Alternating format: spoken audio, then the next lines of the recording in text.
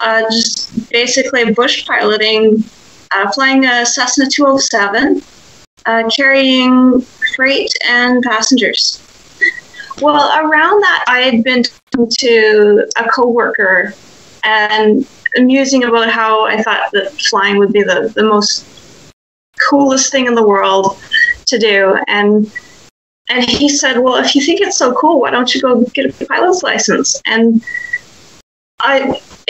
no one had ever told me that was a possibility for me, like specifically for me. I mean, if you'd asked me if I thought women could be pilots, I would have said, yeah, for sure. But it never occurred to me that could be me. I checked into the flight school, and the flight school told me that there was this Women in Aviation Day thing going on, and I should go out to it. And so I checked that out. And when I was there, then I got to talk to the instructors, and the instructors were like, there's this First to Solo Challenge award that they're doing, and you should try and go for that. And I was like, you actually think that just random me could actually do that? And they were all like, yeah, sure. And I was, at that point, then I guess I was in a position at work where I could give away all my shifts. A lot of people were working part-time and wanted to pick up shifts, so I just gave away all my shifts and just didn't show up to work for 3 months. And I think instructors, male or female instructors, it doesn't matter. I think it's important for them to remember that when you have a female student, she's going to get all of these voices coming from places that he or she is not going to hear them, either from family or from strangers outside the training environment, where people are going to be telling her that, are you sure that this is a good idea? Isn't it dangerous? What if you want to have children? What kind of a life are you going to have for if you want to have a family, if you want to be a pilot as a career? And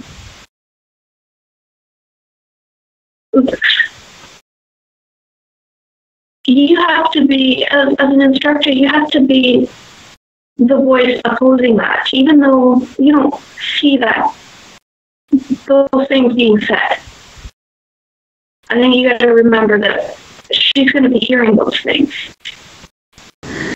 I think this award is really good for getting people motivated, but also because the school can get involved in supporting someone who wants to try and win this particular award, First to Solo award, because if they're at a school and the school isn't informed that they're eligible for this award, and they might have a good shot at it, and they're not doing their best to make sure that student gets enough flight hours as quickly as, and to try and minimize schedule conflicts, stuff like that. Like the instructors at my school were aware of that, and so they were encouraging me and making sure that there wasn't anything standing in my way. And it's different when you're out solo than when you're with an instructor, because with an instructor, they're going to be giving you feedback, and you're kind of just paying attention to them and thinking about how they're judging your landings, because judging your landings is literally their job. And they're not there to nitpick on anything anymore. You're there to do your thing. So yeah, it was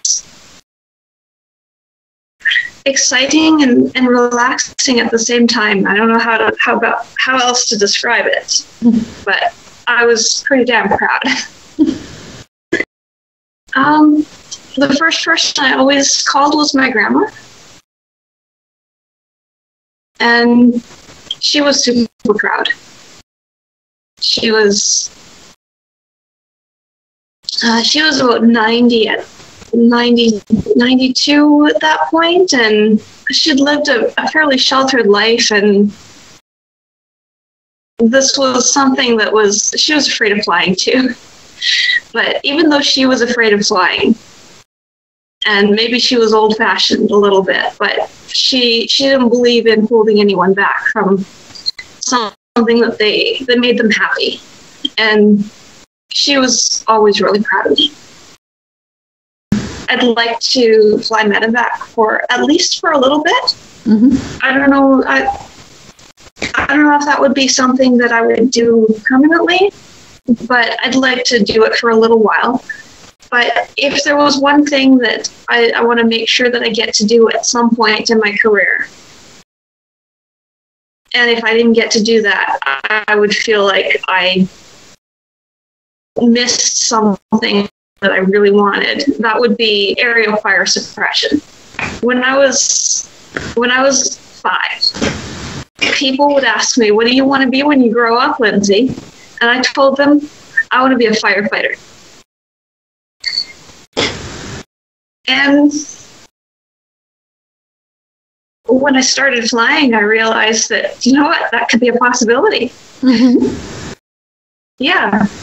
And I've talked to a couple of people who have either got contacts or do it, and apparently it doesn't sound like it's going to be something that's going to be super difficult to get into either. So I think it's definitely something that I'm going to get to do at some point once I've got enough hours to. As far as family influences, my mom would be the one that probably did the most to make me believe that women and that me as a woman could do whatever I wanted, and because that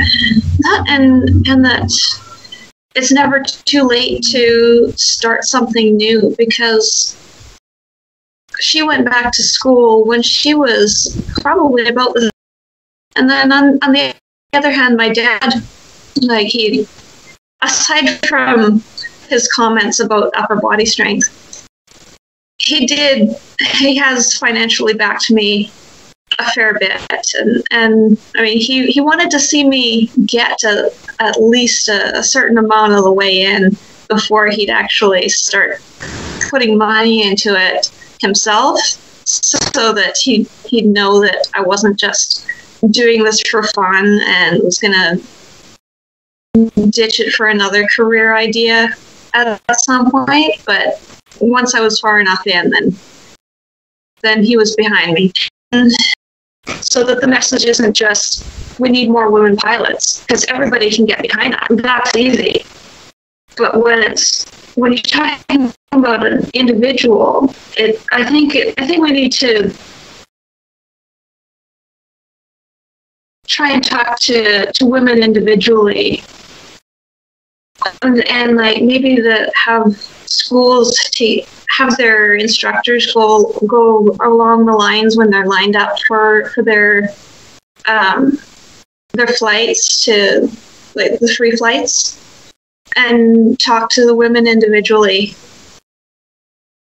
Day 2, because I mean, obviously, I don't even have to really explain why it was special, because that was the day everything got started for me, and then I get to go and do it for someone else. Yeah.